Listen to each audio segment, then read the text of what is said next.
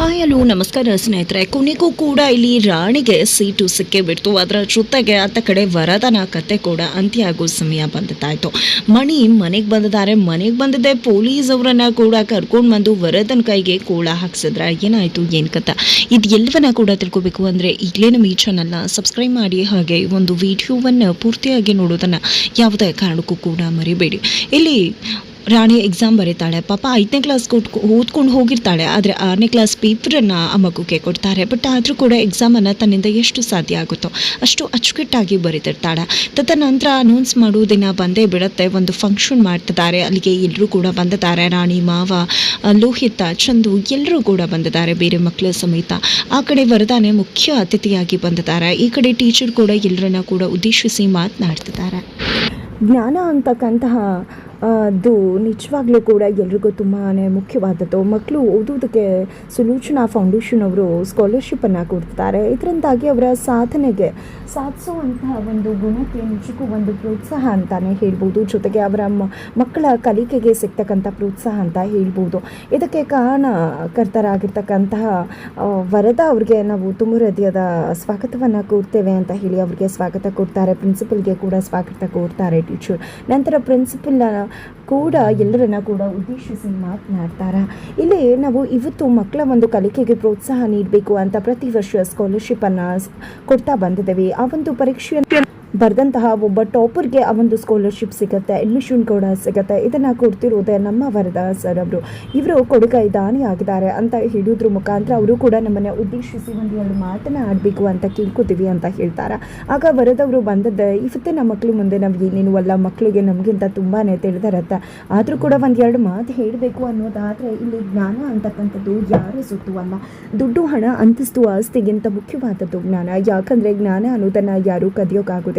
ಅದು ಯಾವತ್ತಿದ್ರೂ ಕೂಡ ನಮ್ಮ ಸ್ವಂತವಾಗಿರುತ್ತೆ. ಅಂತ ಒಂದು ಜ್ಞಾನವನ್ನು ಪಡ್ಕೊಳ್ತಕ್ಕಂಥ ಮಕ್ಕಳಿಗೆ ಸಹಾಯ ಮಾಡಬೇಕು ಅನ್ನೋದು ನಮ್ಮ ಉದ್ದೇಶ ಆಗಿದೆ. ಅದೇ ಕಾರಣಕ್ಕೆ ನಾವು ಈ ಸ್ಕಾಲರ್ಶಿಪ್ಪನ್ನು ಕೊಡ್ತಾ ಬಂದಿದ್ದೀವಿ ಅಂತ ಹೇಳ್ತಾರೆ. ಜೊತೆಗೆ ಇವತ್ತಿನ ಸ್ಕಾಲರ್ಶಿಪ್ಪನ್ನು ಯಾರು ಪಡ್ಕೊಂಡಿದ್ದಾರೆ ಅನ್ನೋದನ್ನು ನಮ್ಮ ಪ್ರಿನ್ಸಿಪಲ್ ಅನೌನ್ಸ್ ಮಾಡ್ತಾರೆ ಅಂತ ಕೂಡ ಹೇಳ್ತಾರೆ. ಆಗ ಪ್ರಿನ್ಸಿಪಲ್ ಎನ್ವೆಲಪನ್ನು ಓಪನ್ ಮಾಡ್ತಾರೆ. ಬಿಕಾಸ್ ವರದಾಗೂ ಗೊತ್ತಿಲ್ಲ ಯಾರಿಗೆ ಸಿಕ್ಕಿದೆ ಅಂತ, ಪ್ರಿನ್ಸಿಪಲ್ಗೂ ಕೂಡ ಗೊತ್ತಿಲ್ಲ. ಓಪನ್ ಮಾಡ್ತಿದ್ದಾಗೆ ನಿಜಕ್ಕೂ ಪ್ರಿನ್ಸಿಪಲ್ ಶಾಕ್ ಆಗ್ತಾರೆ. ಈ ಕಡೆ ರಾಣಿ ಮಾವ ಎಲ್ಲರೂ ಕೂಡ ತುಂಬ ಕಾತರಿಕೆಯಿಂದ ಕಾಯ್ತಿದ್ದಾರೆ. ಈ ಕಡೆ ರಾಣಿ ಅಂತೂ ನನಗೆ ಬರುತ್ತಾ, ಯಾರಿಗೆ ಬರುತ್ತೆ ಅಂತ ಹೆದರ್ಕೊಂಡು ತನಗೆ ಬರಲಪ್ಪ ಅಂತ ಅನ್ಕೋತಿದ್ದಾಳೆ. ಈ ಕಡೆ ಮಾವ ಅಂತೂ ನನ್ನ ರಾಣಿಗೆ ಬರುತ್ತೋ ಇಲ್ವೋ ಅಂತ ತುಂಬ ಕ್ಯೂರಿಯಾಸಿಟಿಯಲ್ಲಿ ಕಾಯ್ತಿದ್ದಾರೆ.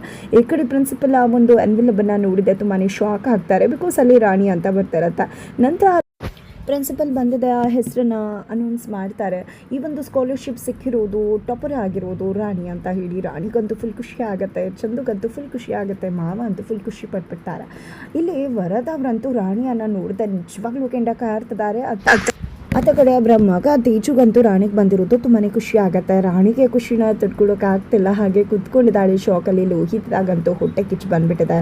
ರಾಣಿಗೆ ಸ್ಕಾಲರ್ಶಿಪ್ ಸಿಕ್ತು ಅಂತ ಹೇಳಿ, ಹೇಗೆ ಬಂತು ಇವಳಿಗೆ ಅಂತ ಹೇಳಿ ಅನ್ಕೋತಿದ್ದಾಳೆ. ನಂತರ ಇಲ್ಲಿ ರಾಣಿ ನಿನಗೆ ಸ್ಕಾಲರ್ಶಿಪ್ ಬಂದಿದೆ, ಹೋಗಿ ತಗೋ ಅಂತ ಹೇಳಿ ತೇಜುನೇ ಹೋಗಿ ಆಕೆಯನ್ನು ಸ್ಟೇಜ್ ಮೇಲೆ ಬಿಟ್ಟು ಬರ್ತಾರೆ. ಸ್ಟೇಜ್ ಮೇಲೆ ಹೋದಂಥ ರಾಣಿಗೆ ವರದ ಅವರು ಆ ಒಂದು ಪ್ರಶಸ್ತಿಯನ್ನು ಕೊಡೋದ್ರ ಮುಖಾಂತರ ಸ್ಕಾಲರ್ಶಿಪ್ಪನ್ನು ಕೂಡ ಅನೌನ್ಸ್ ಮಾಡ್ತಾರೆ. ಆದರೆ ಇಲ್ಲಿ ವರದ ಅವ್ರಿಗೆ ರಾಣಿ ಕಂಡ್ರೆ ಆಗ್ತಿಲ್ಲ. ಯಾಕಂದರೆ ಫ್ರೀ ಕೊಡ್ತೀನಿ ಅಂತ ಹೇಳಿದಾಗ ನನಗೆ ಫ್ರೀ ಬೇಕಾಗಿಲ್ಲ, ನಮಗೆ ಯಾವುದೇ ರೀತಿಯಲ್ಲೂ ಫ್ರೀಯಲ್ಲಿ ತಗೊಳ್ಳೋ ಉದ್ದೇಶ ಇಲ್ಲ, ಬಟ್ ನನಗೆ ಅಡ್ಮಿಷನ್ ಬೇಕು ಅಷ್ಟೇ ಅಂತ ಹೇಳಿದ ಮಾತು ನೆನಪಾಗುತ್ತೆ. ನಂತರ ಇಲ್ಲಿ ರಾಣಿ ತುಂಬ ಬುದ್ಧಿವಂತೆ ಹುಡುಗಿ, ಅವಳಿಗೆ ಈ ಒಂದು ಸ್ಕಾಲರ್ಶಿಪ್ ಸಿಕ್ಕಿದೆ. ನೀವು ಅನ್ಕೋಬೋದು ಅವಳು ಈ ಸ್ಕೂಲ್ನವಳೆ ಅಲ್ಲ, ಹೇಗಪ್ಪ ಅವಳಿಗೆ ಈ ಒಂದು ಎಕ್ಸಾಮ್ ಬರೀಲಿಕ್ಕೆ ಅವಕಾಶ ಸಿಕ್ತು ಅಂತ.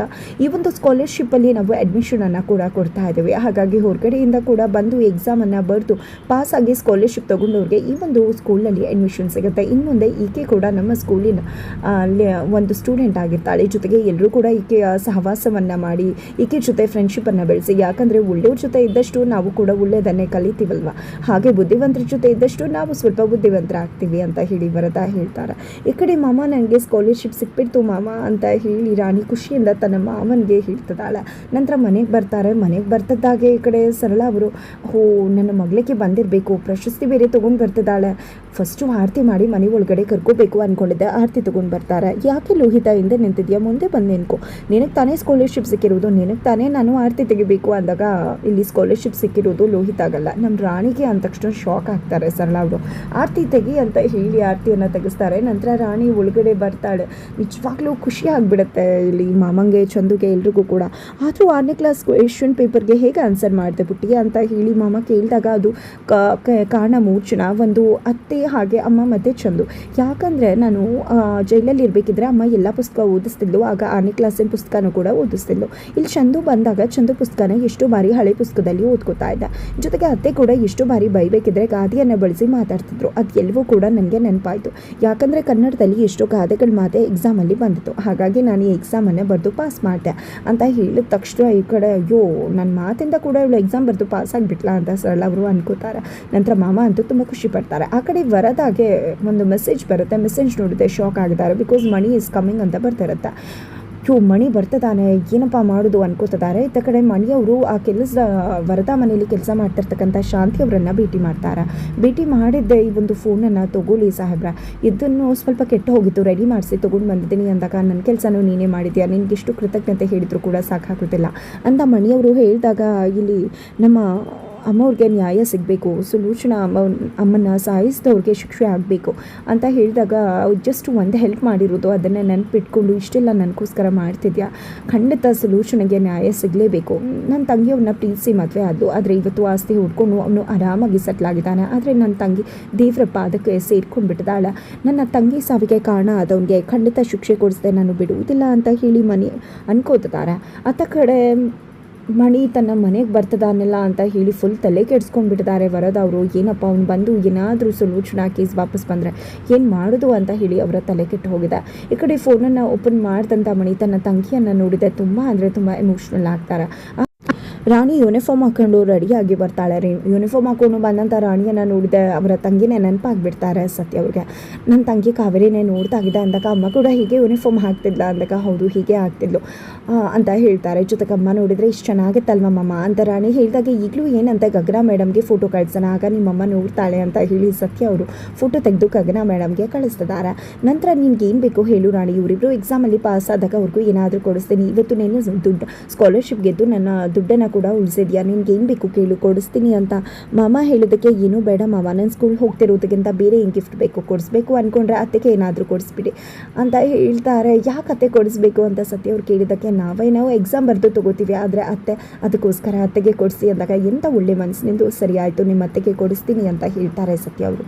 ಇದರಿಂದ ಸರಳ ಅವ್ರಿಗೆ ಖುಷಿ ಆಗಿಬಿಡುತ್ತೆ. ಇದೇ ರೀತಿ ಒಳ್ಳೆ ಬುದ್ಧಿ ಕಲಿ ನೀನು ಅಂತ ಹೇಳಿ ರಾಣಿಗೆ ಹೇಳ್ತಾರೆ. ಜೊತೆಗೆ ತನಗೇನೋ ಮುಗುತಿ ತಂದ್ಕೊಡ್ಬಹುದೇನೋ, ಚಿನ್ನದ ಮುಗುತಿ ತಂದ್ಕೊಡ್ಬಹುದು ಅಂತ ಹೇಳಿ ತನ್ನ ಗಂಡನಿಗೋಸ್ಕರ ಸರಳ ಅವರು ರೀಚ್ ಮಾಡ್ತಿದ್ದಾರೆ. ನಂತರ ಅತ್ತ ಕಡೆ ವರದ ಅವರ ಮಗ ಸ್ಕೂಲ್ಗೆ ಹೋಗಬೇಕಿದ್ರೆ ಅಮ್ಮನ ಆಶೀರ್ವಾದ ಬೇಕು ಅಂತ ಹೇಳಿ ಫೋಟೋ ಮುಂದೆ ನಿಂತು ಆಶೀರ್ವಾದ ತಗೋತಿರ್ತಾರೆ. ಅದೇ ಟೈಮ್ಗೆ ಮಣಿ ಅಲ್ಲಿಗೆ ಎಂಟ್ರಿ ಕೊಡ್ತಾರೆ.